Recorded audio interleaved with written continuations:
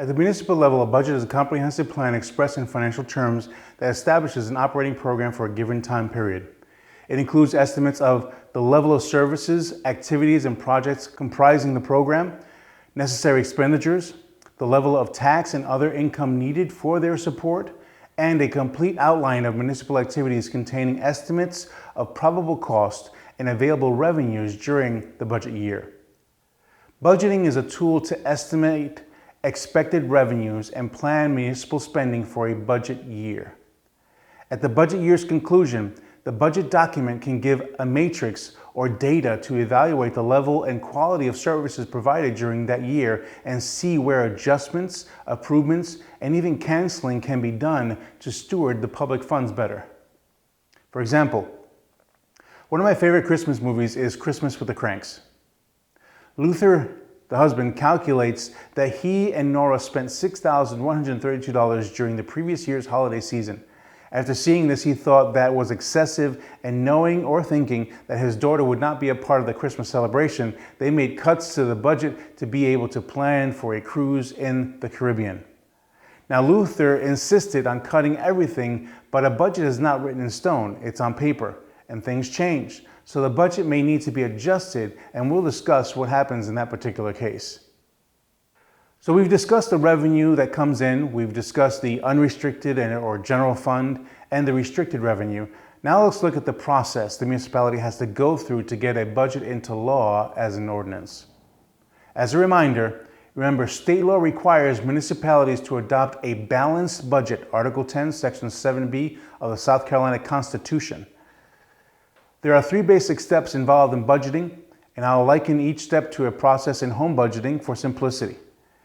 And we'll expand each one deeper, but the 3 essentially are: 1, the first is preparation, estimates of the needed and desired expenditures for the coming year, as well as estimates of the revenues available to pay for them are developed for each municipal activity.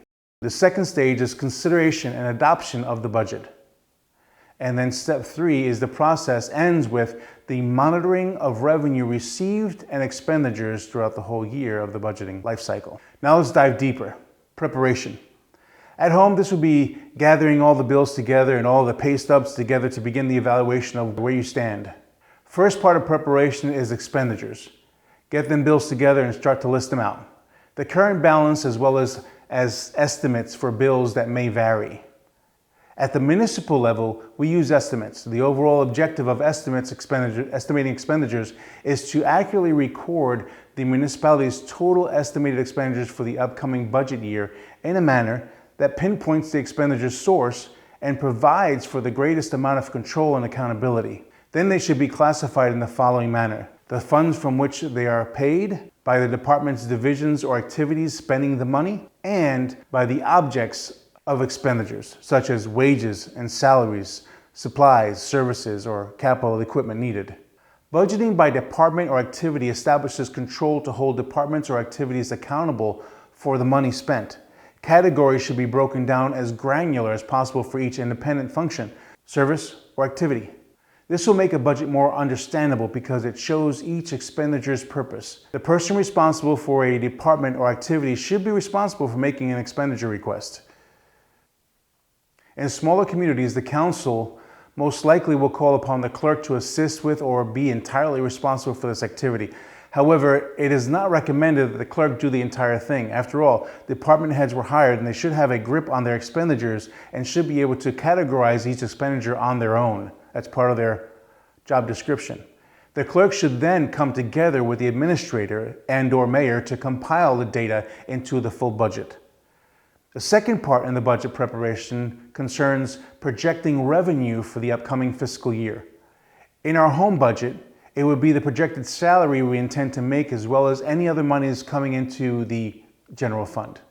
For the municipality, the process begins with identifying and enumerating the various available revenue and their sources. Once the revenue sources are identified, the task becomes one of accurately estimating the projected totals for the upcoming year. This is the hard part for the municipality because the default would be to solely look at the last year and work from there. Budget writers should analyze each revenue source separately and in a logical manner and begin to ask questions to be able to properly project the revenue. The challenge is to underestimate or overestimate widely, because that will cause long-term issues and potentially for illegal activities such as taking funds from a restricted source and applying it to the general fund, which is, again, illegal. The person projecting revenue should ask questions such as, are there any new legislation that would affect the revenue? Is there an increase or decrease in property tax? Have businesses grown or decreased that will affect the business license tax, which is the three major revenue streams? In the home budget equivalent, we would ask, is my job a contract job? Will I lose that contract this year? Will my property taxes increase? Does fuel costs more and so my heating bill increase as well as my gas expenditure for my vehicle? The last part of the municipal budget preparation is the budget calendar. This calendar should give clarity as to the expectation of the budget implementation. Municipality Association of South Carolina provides this information. At a minimum, the calendar should indicate the individual or individuals responsible for the dates that budget worksheets, instructions, and guidelines will be distributed to departments, revenue estimates will be prepared, budget requests will be compiled into a single budget document, and necessary summary schedules will be completed. The budget will be presented to the legislative body, budget hearings will be held, the budget will be adopted, the new fiscal year will begin. That should look like the whole calendar for the municipality. Then there is the process of budget adoption.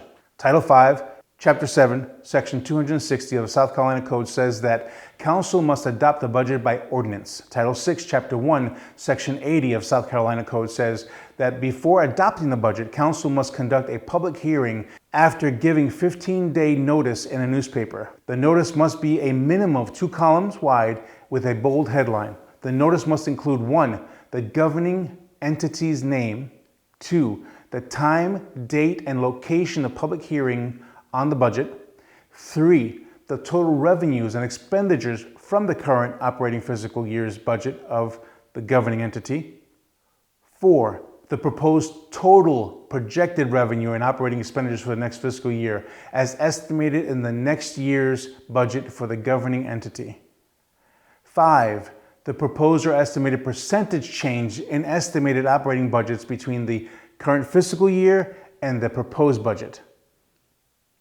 6, the millage for the current fiscal year, and number 7, the estimated millage in dollars as necessary for the next fiscal year's proposed budget. The proposed ordinance must go through the process of 2 public hearings with at least 15 days separating each, and a vote before putting into law. It is imperative to understand that once the budget is put into law via ordinance, breaking that budget without an amendment to the ordinance is unlawful, just as a citizen will break an ordinance for sound abatement. When a budget needs to be amended, here's what needs to happen.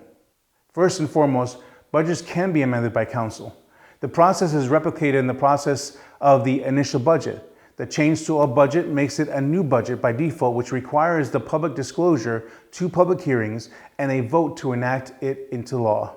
Then there is the municipal budget audit. All municipalities must have an annual independent audit of all financial records and transactions of the municipality and any agency funded in whole by the municipality. A certified public accountant doing the audit must have no personal interest, direct or indirect, in the fiscal affairs of the municipality. The council may, without requiring competitive bids, designate the accountant for a term not to exceed 4 years. Council must select the audit firm within 30 days of the beginning of the fiscal year, Section 5, or Title 5, Chapter 7, Section 240. Municipal governments must submit a yearly financial report to the State Revenue and Fiscal Affairs Office. Failure to submit that report may result in the withholding of 10% of the current year's state aid.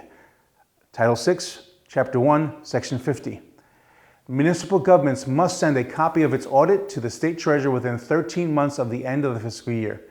Failure to submit the audit will result in the treasurer withholding all of the municipality's local government fund dollars. The audit is available for public viewing at the request of the citizen. A FOIA should not be required, but sometimes may need to be required. Any citizen looking to find out information for the municipal budget audit should assure that if a FOIA is needed, that it states the audited budget analysis by independent accountant.